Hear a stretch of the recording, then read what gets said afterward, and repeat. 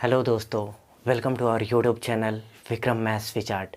Average हम लोग सीखने का काम कर रहे थे और एवरेज में अगर एक आंकड़ा दिया हो तो उससे एवरेज हम कैसे निकालते हैं ये चीज़ सीख चुके हैं। ठीक है, अगर हमारे सवाल में दो आंकड़ा दे रखा हो उस कंडीशन में एवरेज कैसे निकाला जाएगा, आइए सीखते हैं।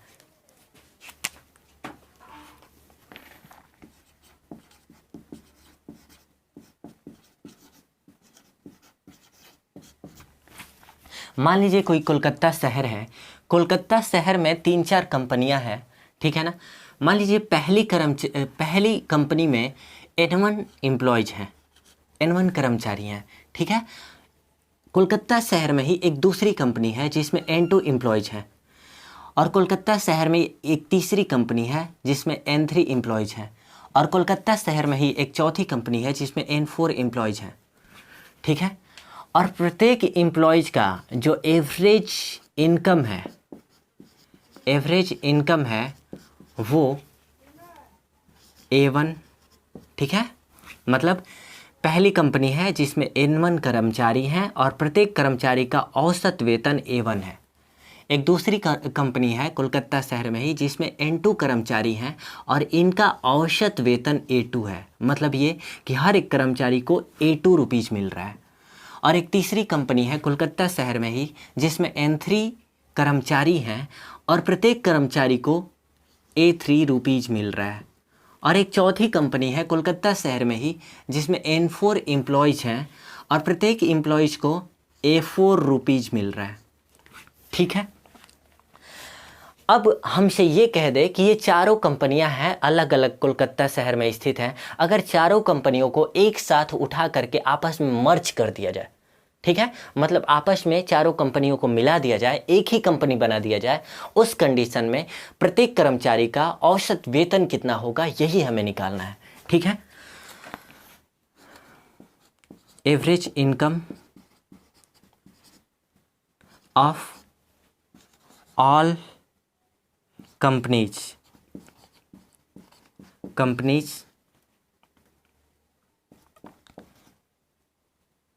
ऑफ कोलकाता, ठीक है ना। चलिए, तो क्या हो जाएगा, तो एवरेज निकालने के लिए हम क्या आपको सिखाया है कि सम ऑफ ऑल ऑब्जर्वेशन, ठीक है, जितने भी प्रेक्षण दिए रहते हैं सबका योग कर लेते हैं और उनकी संख्या से हम भाग कर देते हैं। तो सबसे पहले ये तो देख लिया जाए कि अलग अलग कंपनियों से हमें पैसा कितना कलेक्ट करने को मिल रहा है, ठीक है। इसमें N1 कर्मचारी हैं और A1 रुपीज़, मतलब औसत वेतन कितना है, A1 है। मतलब हर एक कर्मचारी को A1 रुपीज़ मिल रहा है। N1 कर्मचारी है, मान लीजिए कि N1 कर्मचारी होने का मतलब, मान लीजिए इस कंपनी में 10 कर्मचारी हैं और A1 रुपीज़ मिलने का मतलब ये है औसत वेतन A1 रुपीज़, मतलब इसमें 100 रुपये प्रत्येक कर्मचारी को मिल रहा है, ठीक है। तो हर एक कर्मचारी को 100 रुपये मिल रहा है और 10 कर्मचारी हैं किसी कंपनी में, तो 10 + 10 + 10 + 10 मतलब 10 बार, तो कितना हो जाएगा 1000।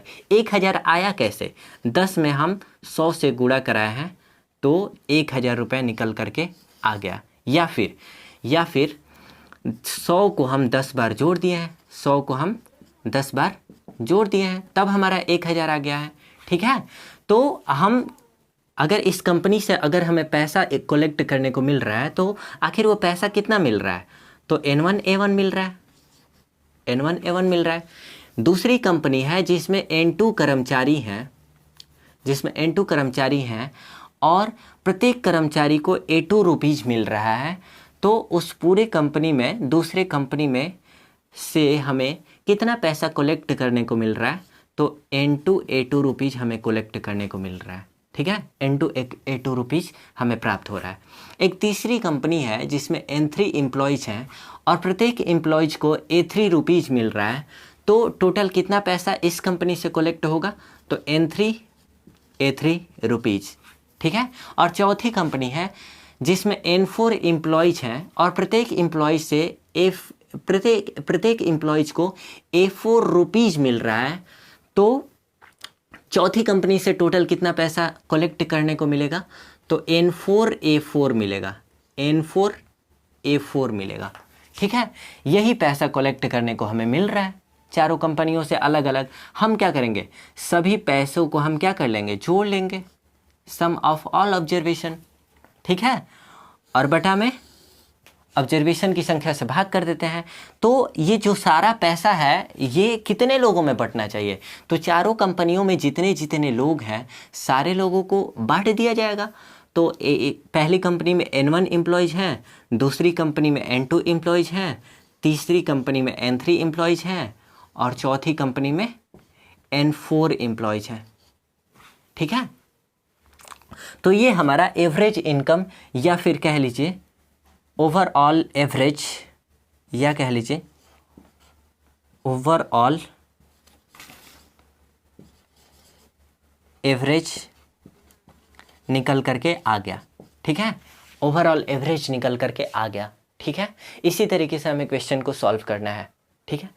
यहाँ तक उम्मीद करता हूँ कि समझ में आया होगा। देखिए कंसेप्ट महत्वपूर्ण होता है, क्वेश्चन तो हज़ारों लाखों बन सकते हैं लेकिन कंसेप्ट एक ही बनता है, ठीक है। तो इसलिए कंसेप्ट पे विशेष फोकस कीजिएगा, ठीक है। चलिए आगे बढ़ते हैं, एक एग्जाम्पल के सहारे हम आपको समझाने की कोशिश करते हैं। मान लीजिए एक स्कूल है, उस स्कूल में 4 सेक्शन है, section A, section B, section C, section D. ये रहा section A, section B, section C और सेक्शन डी, ठीक है। और हर एक सेक्शन में नंबर ऑफ स्टूडेंट्स कितने हैं, तो मान लीजिए सेक्शन ए में 115 विद्यार्थी हैं, सेक्शन बी में 148 विद्यार्थी हैं, सेक्शन सी में 46 विद्यार्थी हैं और सेक्शन डी में 161 विद्यार्थी हैं, नंबर ऑफ स्टूडेंट्स हैं, ठीक है ना। और इनका एवरेज नंबर क्या है, एवरेज नंबर, औसत अंक क्या है, तो जो सेक्शन ए में 115 विद्यार्थी है इनका औसत अंक कितना है, तो औसत अंक है इनका 89 अंक प्राप्त कर रहे हैं, हर एक स्टूडेंट 89 अंक प्राप्त कर रहा है। जो सेक्शन बी के 148 लड़के हैं इनका औसत अंक कितना है, इनका औसत अंक 73 है, ठीक है। जो सेक्शन सी के 46 लड़के हैं, इस सेक्शन सी के 46 लड़के का औसत अंक कितना है, तो इनका औसत अंक जो है वो 94 है, ठीक है। और सेक्शन डी में 161 लड़के हैं, ठीक है, 161 स्टूडेंट हैं और इनका औसत अंक कितना है, तो इनका औसत जो अंक है ना वो 81 है, ठीक है। औसत अंक 81 होने का मतलब कि सेक्शन डी में 161 लड़के हैं और हर एक लड़के का 81 नंबर आ रहा है, ठीक है ना। बात इतनी समझ में आ रही है क्या आपको। अगर ओवरऑल अगर स्कूल का ओवरऑल एवरेज देखा जाए तो क्या होगा, ठीक है। तो हम क्या सीखे हैं अभी, हम अभी सीखे हैं कि इन दोनों को आपस में क्या करते हैं, गुणा करा लेते हैं, यही ना किए हैं। ये N1 था, ये A1 था, तो N1 A1 plus N2 A2 plus N3 A3 plus N4 A4, यही किए हैं। तो 115 गुणे 89 प्लस 148 गुणा 73 प्लस 46 गुणा 94 प्लस 161 गुणा 81, और टोटल कितने लोगों में बांटना है इसे, टोटल जितने भी नंबर होंगे section A, section B, section C और सेक्शन डी के, तो इसमें टोटल नंबर कितने हैं, टोटल लड़के कितने हैं, तो इसमें सेक्शन ए में 115 लड़के हैं, सेक्शन बी में 148 लड़के हैं, ठीक है, और सेक्शन सी में 46 लड़के हैं और सेक्शन डी में 161 लड़के हैं। ठीक है, इन सारे लड़कों में क्या करेंगे, इन सारे नंबर को बांट देंगे। तो औसत अंक निकल करके कितना आएगा, इनको कैलकुलेट करेंगे तो हमारा मान निकल करके आ जाएगा। चलिए कैलकुलेट करते हैं। मुझे कैलकुलेशन करना थोड़ा सा इसमें ऑड लग रहा है, तो एक क्लू दिख रहा है जिसमें हमें ये चीज़ दिख रहा है कि 23 के पहाड़ा में ये आता है, 23 के पहाड़ा में ये भी आता है, 23 के पहाड़ा में ये भी आता है, 23 के पहाड़ा में ये भी आता है। ऊपर भी 23 कॉमन हो जाएगा और नीचे भी ये 23 से सारे नंबर कट जाएंगे, अतः ऊपर से भी 23 कॉमन कर लेंगे, नीचे से भी 23 कॉमन कर लेंगे। ठीक है ना, 23 से अगर हम इसे कटाएंगे तो 23 पाँचे का 115 होता है, 23 छक्का 148 होता है, 23 दूना का 46 होता है और 23 साते का 161 होता है। ठीक है, अगर हम इसे गुणा कराएंगे तो 5 नवा का 45 का 5 हासिल 4, 5 वाटे का 40 और 4 44, तो 445 हो गया प्लस। ठीक है, और 6 से कराएंगे 73 में गुणा तो 36 के 18 का 8 हासिल 1 और 6 7 42 और 1 43, तो 438 हो गया। ठीक है, अगर हम इसे कराएंगे 2 से गुणा कराएंगे तो 2 चौका 8 होगा और 2 नवा का 18 होगा प्लस। अगर 7 से 81 में गुणा कराएंगे तो 7 एकम 7 होगा और 7 आठे का 56 होगा। ठीक है, और बटा में क्या हो जाएगा, ये भी 23 से कटेगा ना, ये भी कटेगा, ये 5 बार में कटेगा, ये 5 बार में कटेगा और ये 6 बार में कटेगा, ये 23 दूना का 46 होगा और 23 साते का ये 161 होगा। अगर इन सबको जोड़ा जाए तो 5 और 6 11, 11 2 13, 13 और 7, 13 और 7 कितना होता है, 13 और 7 20 होता है, बटा 20 हो जाएगा, बटा 20 हो जाएगा। ठीक है, अगर हम इन सबको जोड़ते हैं तो इन सबको जोड़ने के बाद हमारा जो मान आएगा वो कितना आएगा, 1638 आएगा। कितना आएगा, 1638 आएगा। आप जोड़ लीजिएगा इसे। ठीक है, हमें 20 से क्या करना है, भाग करना है, 20 से भाग करना है, तो 20 से भाग करेंगे तो ये कट जाएगा ना, कट जाएगा। कितनी बार में जाएगा, 2 आठे का 16 और 2 एकम 2, 2 नवा का 18 और ये 10 से भाग होगा तो 81.9, 81.9 एवरेज अंक आएगा। ठीक है ना, औसत अंक। ठीक है, चारों सेक्शन को मिला दिया जाए और तब जा कर के प्रत्येक स्टूडेंट का जो एवरेज अंक जो आएगा वो 81.9 आएगा। ठीक है, आपको इतनी बातें समझ में आ रही हैं क्या? ठीक है, आप देख रहे हैं ना कि एवरेज कैसे निकल रहा है, ओवरऑल एवरेज। ठीक है, इसी तरीके से हमें करना है। तो क्या हम एग्ज़ाम में इतना लंबा चौड़ा प्रोसेस करने जाएंगे? नहीं, इतना लंबा चौड़ा प्रोसेस करने की ज़रूरत ही नहीं है। डाटा हमें आसान देगा जिससे हम आसानी से कैलकुलेशन भी कर सकते हैं या कटा पिटा करके उसका मान निकाल सकते हैं। यहाँ पे भी डाटा आसान है अगर आप देखने की कोशिश करें तो। बेस तो नंबर ऑफ स्टूडेंट्स ही बन रहा है। ठीक है, तो क्यों ना हम बेस का रेशियो निकाल लें। ठीक है, इन सब चीज़ को हटाइए, इन सभी चीज़ों को हटाइए।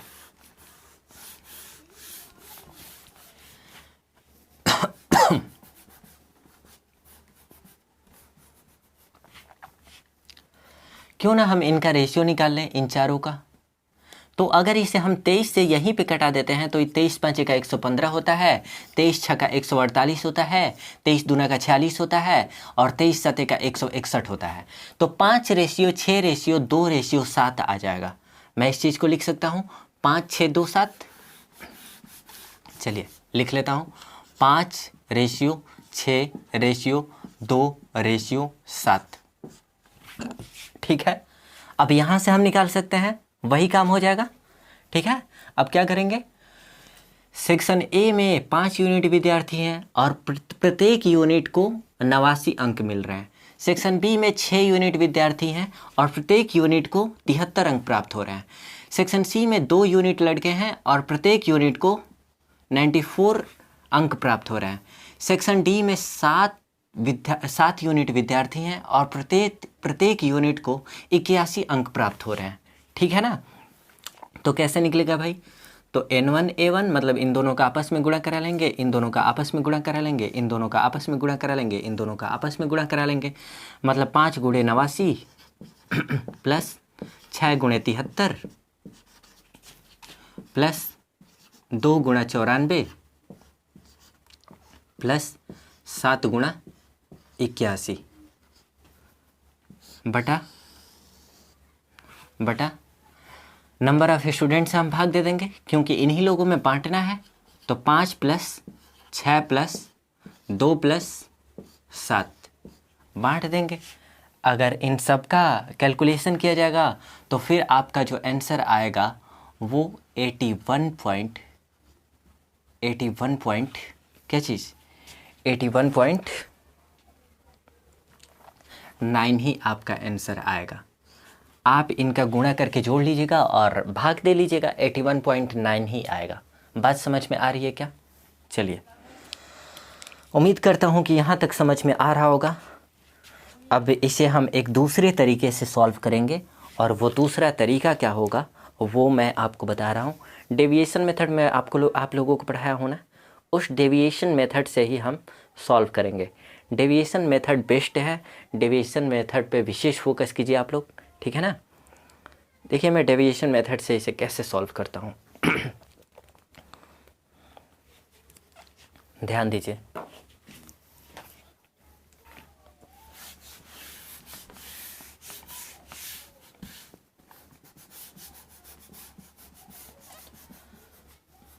ये तो हम रेशियो में निकाल लेंगे। सबसे पहला हमारा काम रहेगा कि जो नंबर ऑफ स्टूडेंट्स रहेंगे उनका रेशियो हम निकाल लेंगे। रेशियो में निकाल लेंगे तो छोटा छोटा डाटा हो जाता है, गुणा जोड़ घटाना भागा करने में आसान हो जाता है, ठीक है।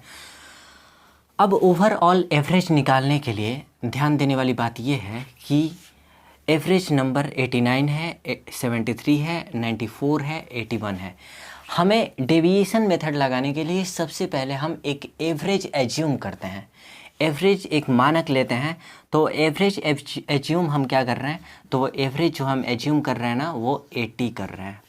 अगर हम 80 अगर एवरेज एज्यूम कर रहे हैं तो ये 80 से कितना ज़्यादा है, तो ये 9 ज़्यादा है। ये 80 से कितना कम है, तो 7 कम है।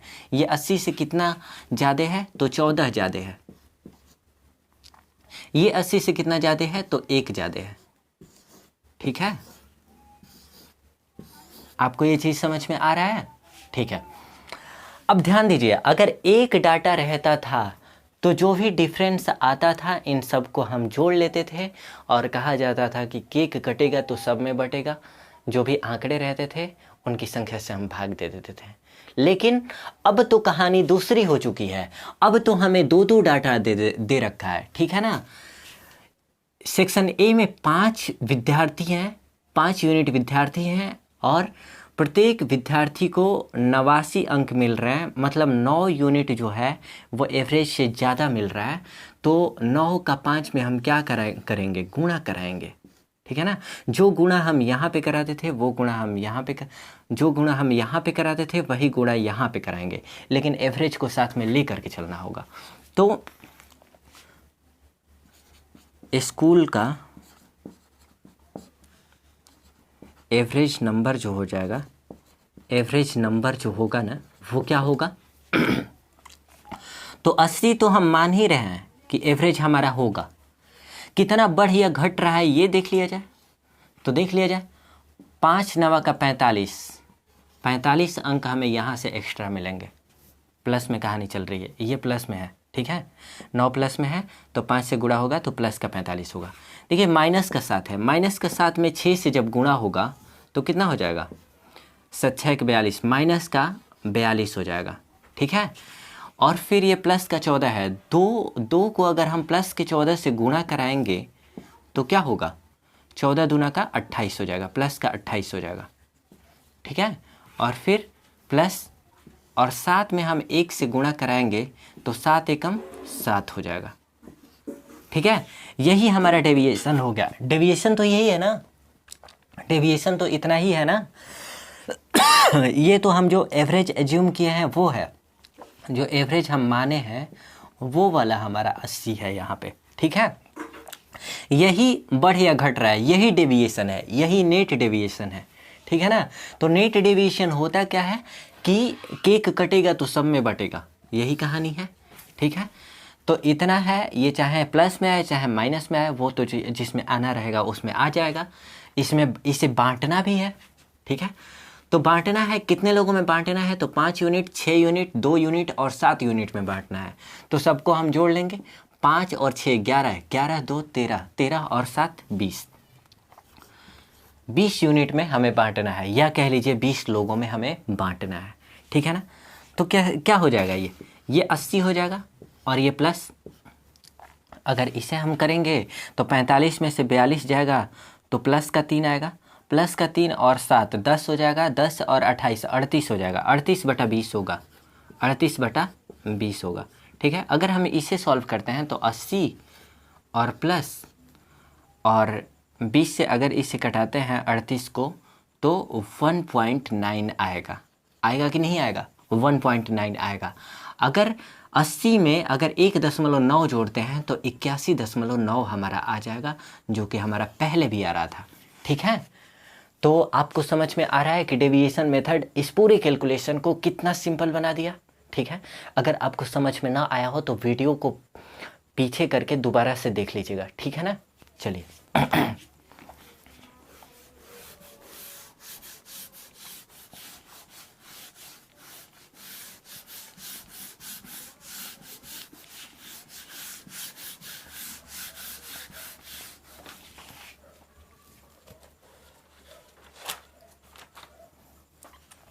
देखिए, अगर हम ये आपसे कह दें कि मान लीजिए कोई सामान है, कोई गुड्स है, गुड्स मतलब सामान है।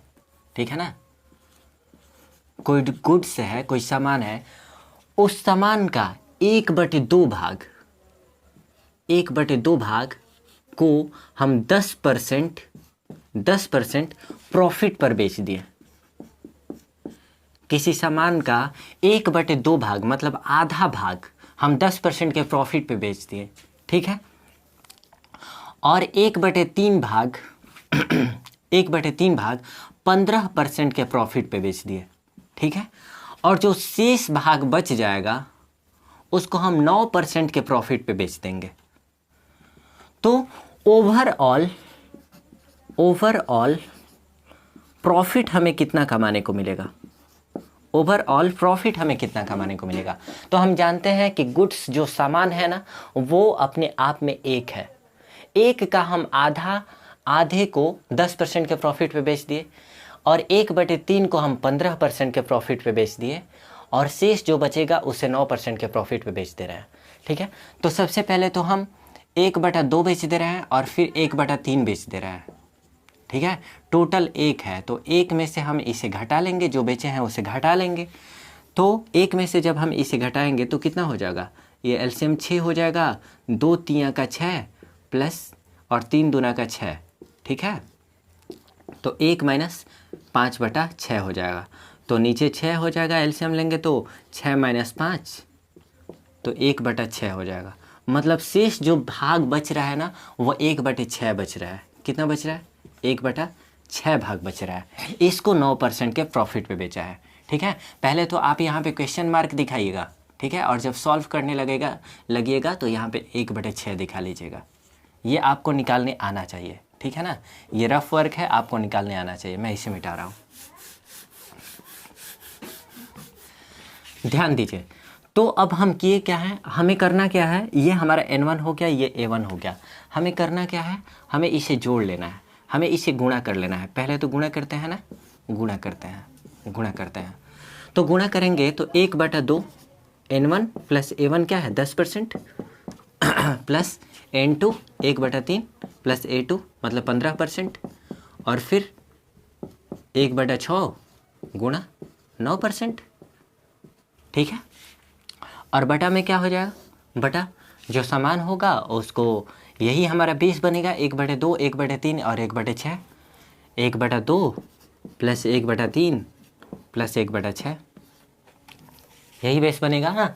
जो सामान का भाग है वही तो बेस बनेगा। चलिए अब हम इसे करते हैं, 2 से कटाएंगे 2 5 का 10, 3 से कटाएंगे 3 5 का 15। ठीक है। ये 3 से कटाएंगे 3 दूना का 6 और 3 तियां का 9। ठीक है। और ये तो इन सबको हम अगर कैलकुलेशन करें तो एलसीएम लेने के बाद ये टोटल अपने आप में 1 बन जाएगा। ठीक है। कर लीजिएगा, 6/6 होगा, कट जाएगा। ठीक है। तो 1 हो जाएगा। चलिए तो ये कितना हुआ, ये हो गया आपका 5% प्लस 5% 10%, 10% प्लस 3/2%, 10% प्लस 3/2%, तो कितना होगा? तो अगर एलसीएम लेंगे तो 10 दूना का 20 और 23/2% आएगा। अगर हम इसे भी सॉल्व करते हैं तो 11.5% ओवरऑल प्रॉफिट हमें कमाने को मिलेगा। ठीक है, 11.5% हमें टोटल लाभ कमाने को मिल रहा है। ठीक है, यही हमें निकालना था, निकल करके आ गया ना 11.5%। तरीका आसान है कि नहीं है? ठीक है, क्या हम इसे रेशियो मेथड से कर सकते हैं? रेशियो मेथड से कर सकते हैं, बिल्कुल कर सकते हैं। रेशियो मेथड से कैसे किया जाएगा? देखिए, सबसे पहले हमें क्या करना होगा?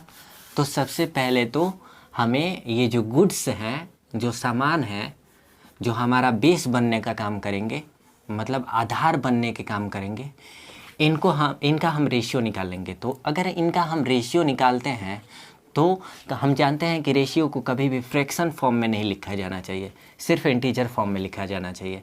तो इसका एलसीएम लेंगे, 2 का, 3 का और 6 का एलसीएम लेंगे तो 12 हो जाएगा। 12 से हमें टोटली में गुणा कराना पड़ेगा। 12 से गुणा कराएंगे तो 2 से कराएंगे तो 6 बार में कटेगा, तो यहाँ पे 6 हो जाएगा। 3 से कराएंगे तो 4 बार में कटेगा, यहाँ पे 4 हो जाएगा।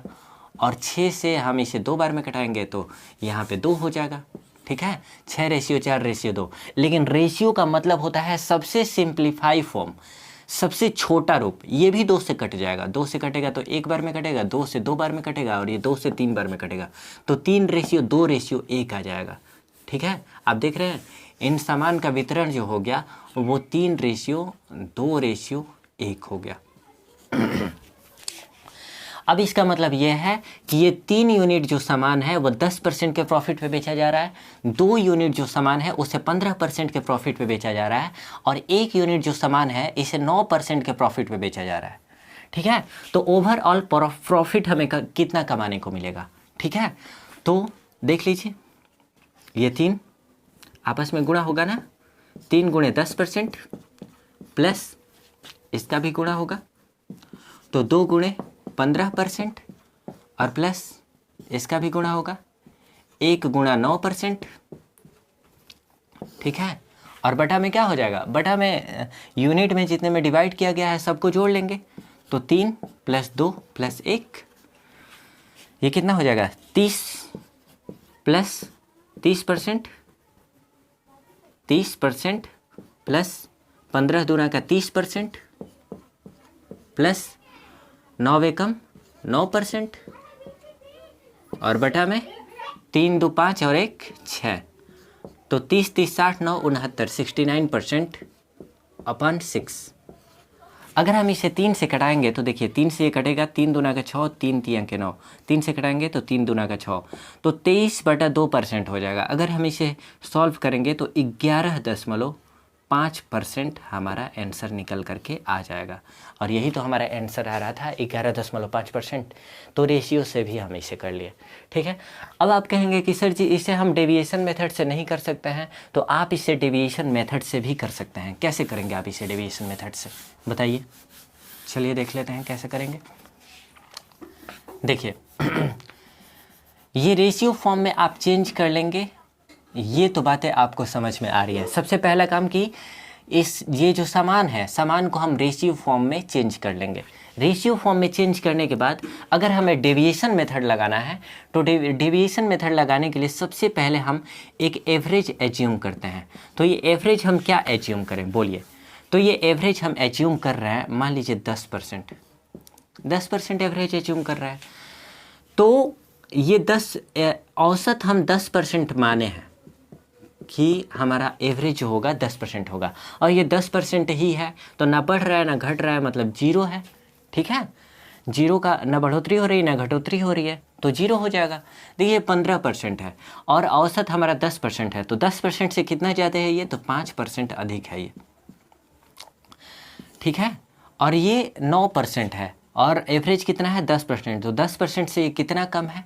तो 1% ये कम है, 1% कम है तो इसीलिए हम माइनस में लिखे हैं। ठीक है, तो जो हमारा ओवरऑल एवरेज जो हमें जो मिलेगा हमारा ओवरऑल एवरेज प्रॉफिट का जो ओवरऑल एवरेज देखने को मिलेगा हमें, वो क्या मिलेगा। तो देखिए सबसे पहले तो हम क्या करते हैं, इनका आपस में क्या करते हैं, गुणा करा लेते हैं। ठीक है, गुणा कराएंगे और फिर गुणा कराएंगे। तो अगर डायरेक्ट हम मान निकाल रहे हैं तो सबसे पहले जो 10% माने हैं ये तो हमारा रहेगा ही रहेगा। अब नेट डेविएशन क्या होगा, तो नेट डेविएशन देखिए, नेट डेविएशन कितना हो जाएगा, तो 3 गुणा 0%। ठीक है, और प्लस 2 गुणा 5% और प्लस 1 गुणा माइनस का 1%। ठीक है, और बटा इसको कितने लोगों में बांटना है, 3 2 5 1 6 लोगों में बांटना है। चलिए ये जो यहाँ से ले करके और यहाँ तक हम निकाले हैं ना, यही नेट डेविएशन है। नेट डेविएशन आपको कुछ याद आ रहा है नेट डेविएशन के बारे में, यही नेट डेविएशन है। और हम कहे थे कि केक कटेगा तो सब में बटेगा। तो टोटल कितने लोग हैं, 6 लोग हैं, 3 2 5 और 1 6। तो 6 लोगों में इसी नेट डेविएशन को बांटना है, मतलब यहाँ से लेकर के और यहाँ तक के मान को हमें 6 भागों में बांट देना है। ये 10% तो हमारा एवरेज जो एज्यूम किए हैं वो है 10%। और ये प्लस 3 में 0 से गुणा होगा तो 0% हो जाएगा, और 2 5 का 10% होगा, और 10% और ये 1 में 1 से गुणा होगा तो 1 ही होगा, और माइनस का चिन्ह लगेगा। तो 10% माइनस 1%, ठीक है, और बटा में 6। तो फिर हम इसे सॉल्व करेंगे तो ये 10% और प्लस 10 में से 1 जाएगा तो 9/6%। 3 से अगर हम कटाएंगे 3 3 का 6 और 3 दूना का 6। तो फिर अगर हम इसे सॉल्व करेंगे तो कितना होगा, देखिए 10% और ये 3/2% का मतलब कि 1.5%। तो 10% में 1.5% जोड़ेंगे तो कितना होगा, 11.5%, 11.5%। और यही मान तो हमारा आया था ना, बोलिए इतना ही आया था कि नहीं आया था, आया था ना। क्या आपको इतनी बातें समझ में आ रही हैं।